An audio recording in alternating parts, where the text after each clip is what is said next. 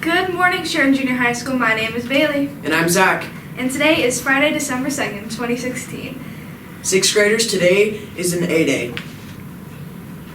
Breakfast menu for Monday is apple cinnamon power bar, orange wedges, and apple juice. So today's hot lunch menu is a chicken fajita, and the grab and go is a ham and cheese sandwich.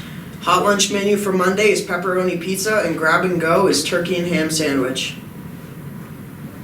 If you are interested in giving to a student in need this season, please come to our library and select the snowman ornament off the lovely paper tree. Purchase one or all the items listed on the snowman, wrap the item, and return it to school with the snowman with the snowman ornament attached. Some years, groups of friends group together to purchase the items. If you want to be in Hoop Shoot, please join us Tuesday, December 6th. Head to the New Gym if you are a 6th grader for your lunch recess, and the New Gym if you are a 7th or 8th grader during your lunch recess. Age limit is 13 years old or younger by April 1st, 2017. See a wellness teacher for more information. Top free throw shooters will compete at the college December 21st at 7 p.m. For all 7th and 8th grade boys planning on playing school basketball, there will be a sign-up meeting on Thursday, December 8th during your lunch recess in room 1082. Plan on being in attendance.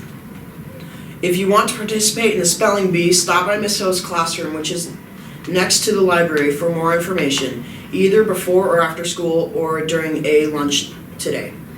The first meeting for speech and debate will be Monday from 3:45 to 4:45 in Mrs. Hill's room. All interested 7th and 8th graders are invited to attend. We will meet every Monday after school. Hour of Code activities will be every day next week during your lunch recess. If you wish to participate, bring your Chromebook and headphones to the food class room 1059 during your lunch recess. Today is the last day to turn in your hands-off drugs cards. Get 'em in! Now it's time for breaking news. Yesterday, Democrats in the U.S. House of Representatives voted to keep their current minority leader. That's Nancy Pelosi from California. She's been the leader of House Democrats since 2003, and she overcame a challenge by Ohio Representative Tim Ryan. Republicans will control the House and the Senate in the new Congress, as they do now. But they won't have a Senate supermajority. That's 60 senators, enough to overcome a potential Democratic filibuster. So Republicans will need the support of some Democrats if others try to block legislation. Senators could actually block legislation by mounting a filibuster. So I'm going to remain on this floor until we get some signal, some sign.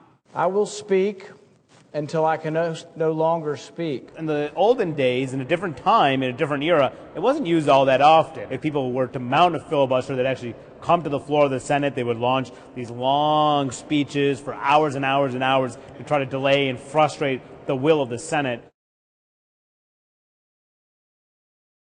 More recently, in the last 15 or 20 years, simply the threat of a filibuster is enough to require 60 votes to overcome this delay tactic that's made it very difficult for parties in the majority to achieve their objective.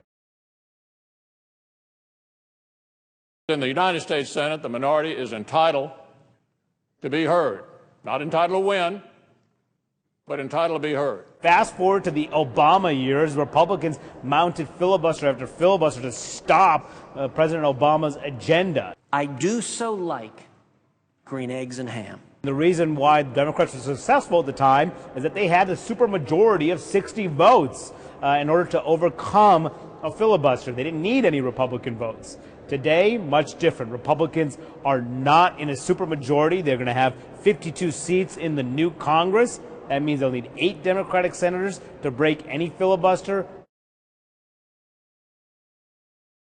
It's a risk for Democrats to simply block everything that Donald Trump puts forward. 5 Democratic senators are up for re-election in 2018 in states that Donald Trump won by a significant margin. That means if they are viewed as too obstructionist, too partisan, that could actually hurt their chances of winning re-election. And Chuck Schumer, the incoming Senate Democratic leader, knows this. He's trying to balance the needs of these moderates to work with Donald Trump with also progressives in his caucus like Bernie Sanders and Elizabeth Warren who want to fight the Trump administration tooth and nail. So Democrats are going to have to weigh how far they want to go to obstruct Donald Trump's agenda.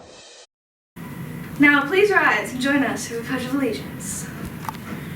I pledge allegiance to the flag of the United States of America and to the republic for which it stands, one nation under God, indivisible, with liberty and justice for all. That's it for today. I'm Bailey. And I'm Zach. Be safe, Be respectful be responsible, and be boldly kind.